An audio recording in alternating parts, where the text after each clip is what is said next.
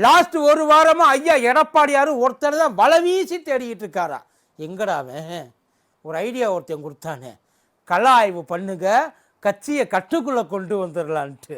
அவன் பேச்சை நம்பி நானும் பண்ணேன் பாரு. நான் 2026 கட்சியை எப்படி ஜெயிக்க வைக்கலாம் அப்படின்றதுக்காக ஐடியா கேட்டேன். அவன் இதை பண்ணுங்கன்னு கள ஆய்வுன்னு ஒரு ஐடியா கொடுத்தான். அவன் கொடுத்ததுக்கு அப்புறமும் நான் போட்டதுக்கு அப்புறமும் தான் தெரிஞ்சது அவன் கட்சியை ஜெயிக்க வைக்கிறதுக்காக ஐடியா கொடுக்கல, 2026 கட்சியை களைச்சி விடுறதுக்காக ஒரு ஐடியா கொடுத்துருக்கா. போகிற இடத்துலலாம் உசுரை கையில் பிடிச்சிக்கிட்டு போகிற மாதிரி இருக்கா சார். இப்போ கள ஆய்வு கூட்டத்தில் கலந்துக்கிறவங்களெல்லாம் அடுத்த கள ஆய்வுலேருந்து ஒரு கான்ட்ராக்டில் சைன் பண்ணுறதுக்காக ரெடி ஆகிட்டு இருக்காங்களா. நான் யார் கூடயும் சண்டை போட மாட்டேன், நான் யார் சட்டையையும் கிழிக்க மாட்டேன், நான் யார் வேட்டியையும் அவுக்க மாட்டேன், யார் வாயிலையும் குத்த மாட்டேன், முக்கியமாக தலைவர்கள் கிழிச்ச கோட்டை தாண்ட மாட்டேன். செல்லூர் ராஜண்ணே செத்து பொழைச்சி வந்திருக்காப்புல.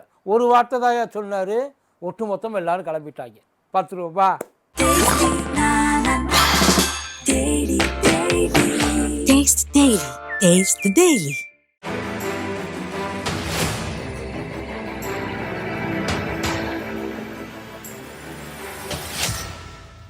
மதியம் நேரம் வணக்கம். இது மதியம் திருப்பாடா கூத்தடே கோப்பு. மற்ற இடத்துல வேணா பிரச்சனை ஆகலான்டா, ஆனால் நான் நடத்துகிற இடத்துல நான் தான் கிங்கு. இங்கே நான் வச்சது தான் சட்டம்.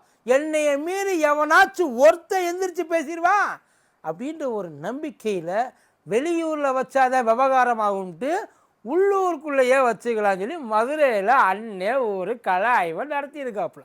செல்லூர் ராஜு அண்ணன் நடத்துறதுக்கு முன்னாடி சொல்லியிருப்பாப்புல போல, உங்களுக்கு நடத்த தெரியலையா, இப்படி போயிட்டு கட்சி மானத்தை வாங்கி ஒரு கட்டுக்கோப்பு வேண்டாம், நாம் போய் நிற்கிறோம் அப்படின்னா கப்பு சிப்புன்னு பேசாமல் நம்ம சொல்கிறத கேட்டுட்டு அவங்க இருக்க வேண்டாம், நான் எப்படி நடத்துகிறேன்னு பாருங்க, அதுக்கப்புறம் அதை பார்த்து கற்றுக்குங்க அப்படின்னு சொல்லிட்டு வந்துருப்பாப்புல போல. அங்கேயும் ஜூனியத்தை வச்சுட்டாங்க. மற்ற இடங்கள்ல எப்படி அடிக்கிறாங்கன்னா அந்த இடத்துல எப்படியெல்லாம் உள்ளே போயிருக்காரு. அவர் சொன்ன அந்த ஒத்த வார்த்தை நல்லா தான் போயிட்டு இருந்திருக்கு. போகிற இடத்துல இந்த ஸ்கூல் பிள்ளைங்களெல்லாம் டூர் கூட்டிகிட்டு போகிறதுக்கு முன்னாடி சொல்லுவாங்கல்ல, ஓஹோ, அந்த மாதிரி ஒரு ஓஹோ சிங்கார வேலனில் வர்ற மாதிரியே ஒரு ஓஹோ போட சொல்லியிருக்காரு. அவங்க நல்லாவே போட்டாங்க. சரணமையப்பா கோஷத்தை போட்டு சால்வ் பண்ணிட்டாங்க. அண்ணன் ஏண்டா ஓ போட சொன்னோம் அப்படின்னு சொல்லிட்டு உள்ளுக்குள்ளே ரொம்ப வருத்தத்தில் இருக்கார். அவர் யாருக்கு ஓ போட சொன்னார், அண்ணனுக்கு ஓ போட சொல்லியிருந்தா கூட ரொம்ப குஷியாக இருப்பாங்கன்னு வைங்கள. ஆனால் அவர் ஓ போட சொன்னது ஐயாவுக்கு, ஐயா எடப்பாடியாருக்கு. ஐயா எடப்பாடியாருக்கு அவங்க ஓ போடுறது இருக்கட்டும், உண்மையிலேயே ஒரிஜினலாக உள்ளேருந்து நீங்கள் ஓ போடுவீங்களா? யோசிச்சு பாருங்க. அண்ணனே போட மாட்டார். அண்ணன் மட்டும் இல்லை, பல முக்கியமான ஆட்கள் உள்ளுக்குள்ளேருந்து உண்மையிலேயே அவர் இருக்கணும், அவர் தான் நடத்தணும், அவர் இருக்கிறது நமக்கு நல்லது அப்படின்னு ஒரு பயம் நினைக்கிறது இல்லை. உண்மை இல்லாட்டினா இப்போ ஜெயக்குமார் அண்ணன் சசிகலாவை எப்படி பேசுவார், அதே நேரத்தில் இந்த பக்கம் நீங்கள் செல்லூர் ராஜனை பாருங்களேன், சசிகலாவை எப்படி பேசுவார். சின்னம்மான்ற வார்த்தையை தவிர வேறு வார்த்தை இங்கே வராது. அவருக்கு அந்த மரியாதை இன்னமும் உள்ளுக்குள்ளே இருக்குது, இப்பயும் இருக்குது. என்னதான் ஐயா எடப்பாடியார் பேசினாலும், எடப்பாடியாருக்காக சப்போர்ட்டாக நின்று அண்ணனும் பேசினாலும் முழுசாக பேச மாட்டார். அவர் ஒரு மாதிரியாக சாஃப்டாக பேசிட்டு அப்பேற்பட்ட ஆள் திருப்புன்னு ஏன்னா வெளியில் இருக்கிறவங்களுக்கு அவரை பற்றி தெரியாது, ஆனால் உள்ளூருக்குள்ளே இருக்கிறவங்களுக்கு நல்லாவே தெரியும்ல. அவர் ஓ போட சொல்கிறார். எங்ககிட்டலாம் நீங்கள் என்னென்ன பேசுவீங்க, இப்போ எல்லாரும் வந்திருக்காங்க அப்படின்னோடனே நீங்கள் என்னங்க பேசுகிறீங்க, உங்களுக்கு அதாவது அவர் ஒரிஜினலாக இருக்க மாதிரி அங்கே இருந்திருந்தால் பிரச்சனை கிடையாது. அந்த இடத்துக்கு தகுந்த மாதிரி தன்னை மாற்றிக்கிட்டார் இல்லையா, அந்த இடத்துல கீழே இருக்கிறவங்க கிளம்பிட்டாங்க. எதுக்கு நீ இப்போ அவருக்கு ஓ போட சொல்கிற? ஆனால் கள ஆய்வு கூட்டத்துக்கு எதுக்கு முதல்ல கூட்டியிருக்காங்கன்னா என்ன பிரச்சனைன்னு தெரிஞ்சுக்கிறதுக்காக தான் கள ஆய்வு கூட்டமே. முதல்ல அதை நல்லா தெரிஞ்சுங்க. ஆனால் இங்கே நடந்த கள ஆய்வு கூட்டம் எதுலேயுமே 2 வேயே கிடையாது, எல்லாமே 1 வே தான். அதாவது அங்கேருந்து ஒரு மெசேஜ், அந்த மெசேஜ் இங்கே பாஸ் பண்ணி, அதாவது நாங்கள் எவ்வளோ தூரம் ஸ்ட்ராங்காக இருக்கோம், கட்சி எங்கள் கண்ட்ரோலில் இருக்குது, இங்கே எல்லாமே நல்லா தான் இருக்குது அப்படின்னு நிரூபிக்கிறதுக்காக போட்ட ஒரு விஷயந்தான் இந்த கள ஆய்வுன்றது. ஆனால் கட்சியாவது இவங்க கையில் இருக்கிறதாவது, இவங்க எப்பேற்பட்ட ஆளாளுக்கு ஒவ்வொரு திசையில் ஓடிட்டுருக்காங்க. இப்போ உள்ள ஒருத்தன் கண்ட்ரோல்லையுமே கட்சி கிடையாதுன்னு ஊருக்கு வெளிச்சம் போட்டு காட்டிடுச்சு இந்த கள ஆய்வு. ஏன்னா போகிற இடத்துலலாம் பெரிய பெரிய தலைகள் நிற்கிறாங்க. அவங்களுக்கு முன்னாடியே அவங்கள கொஞ்சம் கூட மதிக்காமல் இஷ்டத்துக்கு அவங்க மாட்டுக்கு என்ன தோணுது, அதாவது அவங்க கீழே இருக்கிற அடிச்சுக்கிறவங்களை சொல்லி தப்பே கிடையாது. ஏன்னா இத்தனை நாளாக யாருமே இவங்கக்கிட்ட எதையுமே கேட்க கிடையாது. இப்போ ஏன் கேட்குறாங்க? அட்லீஸ்ட் கேட்குறாங்களா? இப்போ அதுதான் பெரிய கேள்வியே. கேட்குறாங்களா? கேட்க மாட்டேன்றாங்களே. ஏன்னா ஒவ்வொருத்தரையும் உள்ளே கூப்பிட்டு வச்சு உண்மையிலேயே என்ன பிரச்சனைன்னு தெரிஞ்சுக்கணும்னா அவங்க கூட பேசி தான் தெரிஞ்சுக்கணும். அவங்கக்கிட்ட சொல்லி நீங்கள் தெரிஞ்சுக்க முடியாது. பேசணும், நீங்கள் பேசணும், அவங்கள பேச விடணும், என்ன பிரச்சனைன்னு தெரியணும். பட் அதை பற்றி எதையுமே இவங்க கவலைப்படுறதே கிடையாது. பிரச்சனையே அங்கே தான் ஆரம்பிக்குது. நல்லா ஒரு எல்லா இடத்துலையுமே போகிற இடத்துலலாம் பொதுக்கூட்டம் போட்டு திரிகிறாங்க. அதுதான் நடக்குது. ஒரு மாநாடு மாதிரி. மாநாட்டில் என்ன நடக்கும்? இவங்க பேசுவாங்க, அவங்க கேட்பாங்க. கிட்டத்தட்ட அதே தான் இங்கேயுமே நடக்குது. இங்கேருந்து தான் போவதை தவிர அங்கேருந்து என்ன பிரச்சனை நீ கேட்டால் தானே பிரச்சனையை சரி பண்ணுவேன். இதை நீ சொல்கிறதுக்கு பேசாமல் ஒரு அறிக்கையை விட்டு போயிட்டேன்னா நாங்களும் படித்து கிழிச்சு போட்டு போயிடுவோம்ல. அப்புறம் எதுக்கு இந்த கூட்டம்? அதுதான் இங்கே இருக்கிறவங்களோட மிகப்பெரிய ஒரு குறையாகவே தெரியுது. ஏன்னா யார் யார் அட்லீஸ்ட் எங்களில் ஒரு சில பேர் எல்லாரையும் கூப்பிட்டு கேட்கலனாலும் பரவாயில்ல, எங்களோட ரெப்ரசன்டேட்டிவ் யாரையாச்சும் எப்பா இவ்வளோ பேர் வாங்க உங்களோட பிரச்சனைகளை சொல்லுங்கள், அவங்க கூடி பேசி என்னென்ன பிரச்சனைன்னு எடுத்து சொல்லுவாங்கல்ல. அதை விட்டுவிட்டு இதெல்லாம் பத்தாதுன்னு சொல்லி நத்தம் விஸ்வநாதன்னே பொத்தாம் பொதுவாக சொல்லிட்டு போயிட்டாப்புல. ஏப்பா தலைமை சொல்கிறத கேட்டுட்டு பேசாமல் கம்முன்னு கடங்கப்பா, அதுதான் உங்களுக்கு நல்லது. தலைமை சொல்கிறத கேட்டு நடக்கிறதெல்லாம் அந்த காலம். அம்மா ஜெயலலிதாவோடு முடிஞ்சு போச்சது. அவங்க சொல்கிறத கேட்டு ஏன் நடந்தாங்க அப்படின்னா அவங்க ஒருத்தரால் இவ்வளோ பேரை கட்டி இழுத்துட்டு போக முடியும் அப்படின்ற ஒரு நம்பிக்கை அத்தனை பேர். ஒருத்தனுக்கு கூட சந்தேகம் கிடையாது, ஒருத்தனுக்கு கூட சந்தேகம் கிடையாது ஜெயலலிதா அம்மா மேலே. ஆனால் இங்கே இப்போ ஒருத்தருக்கு கூட நம்பிக்கை கிடையாது. இவர் கட்சியை நல்லா வழி நடத்துவார், மறுபடியும் தூக்கி கொண்டாந்து பழைய நிலைமைக்கு. நீங்கள் கையில் கொடுத்துட்டு போனதை விட ஜாஸ்தியாக செய்ய வேண்டாம். கையில் கொடுத்துட்டு போனாங்கல்ல அதையாவது கரையாமல் வச்சுக்கங்கன்ட்டு. இப்போ கையில் ஒன்று பார்த்தா எப்போ போகும் முழுசாக மொட்டை அடிக்கிற நிலைமைக்கு வந்துடுச்சு. இந்த நிலைமை அதுதான் அவங்களுக்கு பிரச்சனை. ஒருவேளை அந்த நம்பிக்கை அவங்களுக்கு இருந்தால் என்ன சொன்னாலும் செய்கிறதுக்கு இவ்வளவு நாள் அப்படித்தானே இருந்தாங்க. கீழே இருக்கிறவங்க அங்கேருந்து ஆறு வரும், அந்த ஆறு இங்கே இருக்கிறவங்க செய்வாங்க. ஆனால் இப்போ என்ன பண்ணுறதுன்னு அங்கே அதை ரிவர்ஸில் போகிற அளவுக்கு ஆகிப்போச்சு. இங்கேருந்து தான் யோசனையே வருது. என்னாச்சு எப்போயாவது இந்த மாதிரி ஏதாச்சும் பிரச்சனைகள்னு சொல்லி இதுக்கு முன்னாடி இருந்தவங்க இந்த மாதிரி கூட்டத்தை நடத்தி பார்த்துருக்கீங்க?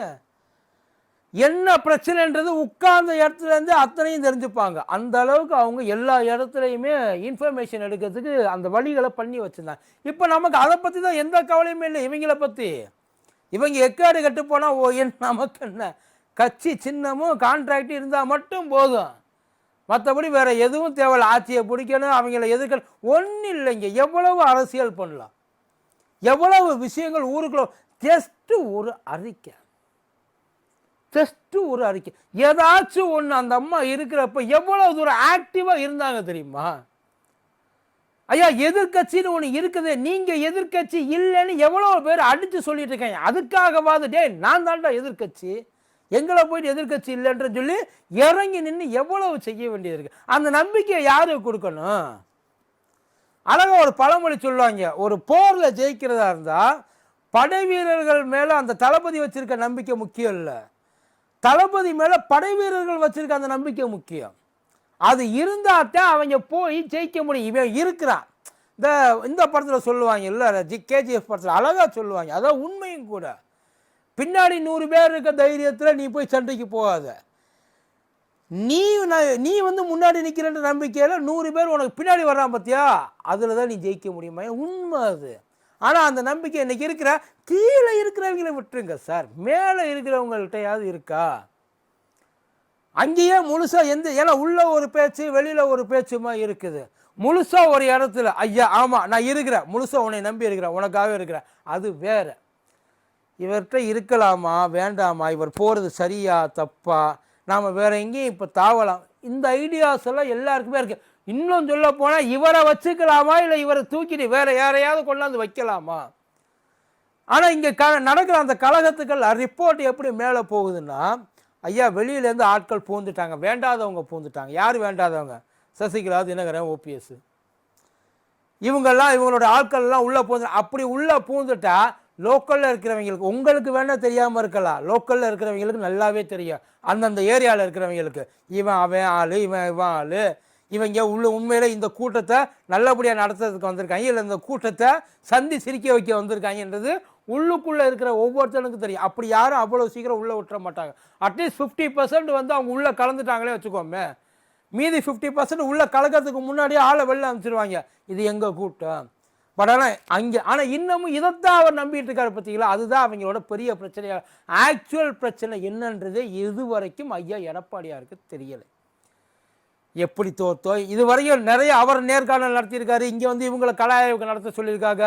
ஆனால் எந்த ஒரு இடத்துலையுமே உண்மையான சிச்சுவேஷன் அவருக்கு இது வரைக்கும் போய் சேரலை. ஆனால் இப்படியே போயிட்டு இருந்துச்சுன்னு வைங்களா, அதாவது நம்ம எலெக்ஷன் வரப்போகுது, அதிகபட்சம் போனால் இன்னும் 1 வருஷம், அவன் எல்லாரும் வேலையை ஆரம்பிச்சிட்டாங்க. ஆனால் இது வரைக்கும் உங்களால் அந்த இது வரைக்கும் கட்டி கொண்டு போனீங்க இல்லைங்களா, அந்த இடத்த ஒழுங்காக கடைசி வரைக்கும் கொண்டு சேர்க்க முடியுமா? எலெக்ஷன் அறிவிக்கிற வரைக்கும் உங்களால் கொண்டு இப்பயும் இவ்வளவு தில்லுமுள்ளா இருக்கு, உள்ளுக்குள்ளே அவ்வளோ தலைமுறை, இவங்களெல்லாம் உள்ளே வச்சு ஒருங்கிணைச்சு ஐயா இப்போ இறங்கி நின்று ஏதாச்சும் ஒன்று செஞ்சு ஒட்டு மொத்தமாக அவர் பின்னாடி, அவர் முன்னாடி இருக்கான்ற அந்த நம்பிக்கையில் பின்னாடி அத்தனை பேர் இருக்கிற அளவுக்கு அவர் பார்த்துக்கணும். இல்லைன்னு வைங்கள பூத் ஏச்சன் கூட கிடைக்க மாட்டான். இப்பயுமே அந்த பிரச்சனை இருக்குது, பல ஏரியாக்களில் இருக்குது. ஒன்றும் இல்லை, வாக்காளர் அந்த சேர்க்குற அட்டை, அந்த இது அந்த மெம்பர் சேர்க்குற அந்த இது இருக்குல்ல, அதில் உள்ளே போனால் ஒரு பையன் உள்ளுக்குள்ளே உட்காந்து இல்லையா, வெறும் டேபிளும் அந்த ஸ்லிப்பு மட்டும்தான் கிடக்குதான். ஏன் இல்லை, ஏன் பார்க்கணுன்ற ஒரு எண்ணம் எல்லாத்துக்கும் வந்துருச்சு இல்லை. அதெல்லாம் விட்டுட்டு இதெல்லாம் நம்ம பார்த்தாதான், நம்மளை வச்சு தான் மேலே இருக்கிறவங்க அந்த நம்பிக்கை கொண்டு வரணும்ல. என்ன பண்ணாலும் இவங்க எதுவும் பண்ண போகிறதில்ல, தோக்க தான் போகிறாங்கன்ற ஒரு நினப்பு கீழே இருக்கவனுக்கு வந்துருச்சுன்னு வைக்கல, நீங்கள் என்ன பண்ணாலும் ஜெயிக்க முடியாது. அதாவது ஒட்டுமொத்தமாக எல்லாரும் அம்மா ஜெயலலிதா நம்பினாங்க அப்படின்னா அந்த நம்பிக்கையை ஒவ்வொருத்தருக்கு உள்ளேயும் விதைச்சது அம்மா. ஆனால் நீங்கள் விதைக்கல, இப்போ மொத்தமாக புதைச்சிட்டீங்க. அதனால தான் உட்காந்து போகிற இடத்துலலாம் பாவம் இப்போ செத்து பொழைச்சி வந்திருக்கா செல்லூர் ராஜன். இதெல்லாம் ஏன்னா இப்படிப்பட்ட இதெல்லாம் அவங்க ஃபேஸ் பண்ண யாருமே ஃபேஸ் பண்ணிக்க மாட்டாங்க. உள்ளுக்குள்ளே போகிற இடத்துலலாம் ஒருத்தருக்கு ஒருத்தர் அவங்களுக்குள்ளேயே அடிச்சுக்கிறதுன்றது. இதெல்லாம் சரி பண்ணி மேலே கொண்டு வர்றது நல்லது, கூடிய சீக்கிரம். இல்லைன்னா ரொம்ப கஷ்டம். அதாவது இதுக்கும் கீழே இன்னொரு முறை எங்கேயாச்சும் தமிழ்நாட்டில் எல்லா தொகுதியிலையும் ஒரு பேச்சுக்கு சொல்கிறேன், எல்லா தொகுதியிலையும் முதல் இடம் திமுக இருந்தால், 2வது இடம் அதிமுகன்னு தான் இருந்துச்சு, இருக்கணும். இது வரைக்கும் அப்படி தான் இருந்துச்சு ஐயா, போன எலெக்ஷன் தவிர. அந்த நிலைமையை நீங்கள் ஏன்னா இந்த இப்போ லாஸ்ட் இப்போ நாடாளுமன்ற எலெக்ஷனே பல இடங்களில் நம்ம எவ்வளோ தூரம் முன்னேறி இருக்கோன்றது ரிசல்ட்டை பார்க்கும்போதே தெரியும். ஒருவேளை இந்த ரிசல்ட்டை ஐயா சேஞ்ச் பண்ணலை அப்படின்னா, ஐயா எதிர்பார்க்காத ஒரு பெரிய சேஞ்சு அதிமுகவுக்குள்ளே வரும் அப்படின்னு எல்லாரும் நினைக்கிறாங்க. வரணுமா வேண்டாமான்னு ஐயா தான் முடிவு பண்ணிக்கிறோம். நன்றி.